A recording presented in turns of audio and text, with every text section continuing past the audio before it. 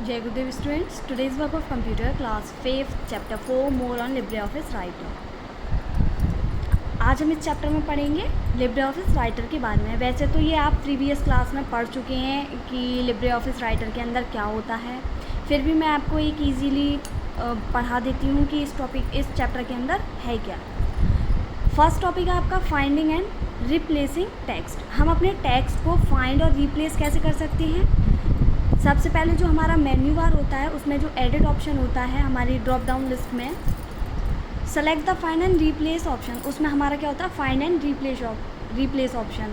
तो हम उसमें जाके अपनी कोई भी डॉक्यूमेंट फाइल को फाइंड या रिप्लेस कर सकते हैं ईजीली। आप ये सब इस चैप्टर के बारे में आपको सब कुछ अच्छे से नॉलेज में है, आपको सब पता है कि कैसे हम अपने टेक्स्ट को फाइंड करेंगे, कैसे रिप्लेस करेंगे, कैसे एडिट करेंगे, कौन सी शॉर्टकट की यूज़ करते हैं। इस चैप्टर के अंदर बस आपका वही सब है।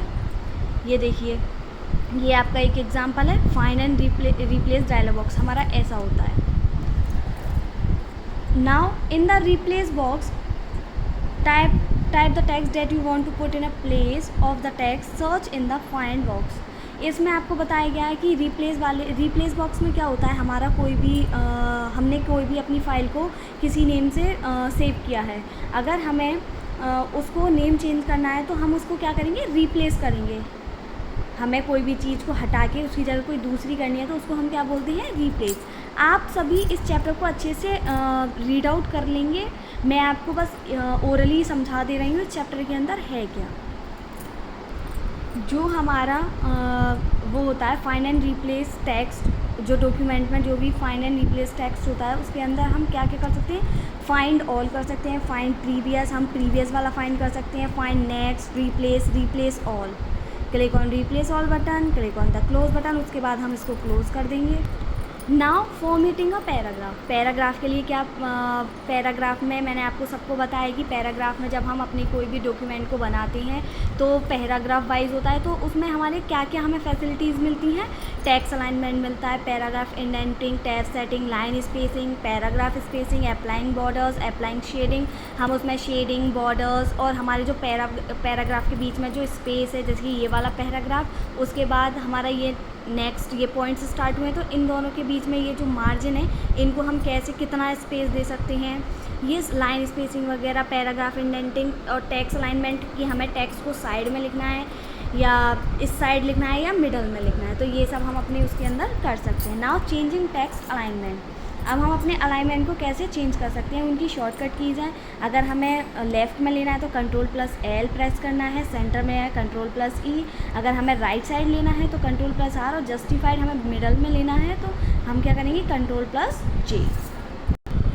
नाउ पैराग्राफ इंडेंटिंग, जो हमारा पैराग्राफ इंडेंटिंग होता है वो क्या होता है हमारे, The words indent is used to describe the distance used to separate the entire text or a paragraph. The left or the right margin making first line of paragraph shorter or longer than the lines in the paragraph is called the left indentation and the hanging indentation. Respectively to indent the text follow these steps. अगर हमें text को indent करना है तो हमें ये step follow करने पड़ेंगे। सब click on the increase indent button on the formatting tool bar. Formatting tool bar पर जो इंडेंट बटन है, इंक्रीज इंडेंट बटन है, उसको क्लिक करना है। The select text will be away from the left margin, जब हम इंक्रीज तो हमारा कौन सा मार्जिन, हमारा जो मार्जिन होगा वो किधर होगा, लेफ़्ट साइड होगा। ये देखिए, अगर हम ये करते हैं इंक्रीज़ तो हमारा लेफ़्ट वाला मार्जिन छोड़ के ये आगे से लिखना शुरू कर देगा। ऐसे ही हमारा जो डिक्रीज़ होता है, और ये जो इंक्रीज़ होता है वो रेड एरो से होता है, और जो डिक्रीज़ होता है वो डबल एरो ग्रीन लाइन से होता है, like this.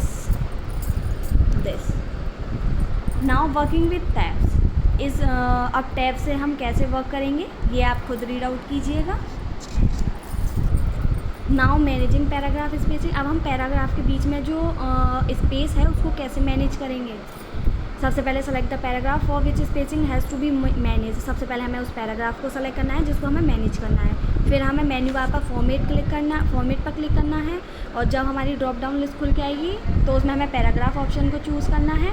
The paragraph dialog box will open, select the indent and spacing tab if already not selected. उसके बाद आप अपने मार्जिन को सेट कर सकते हैं।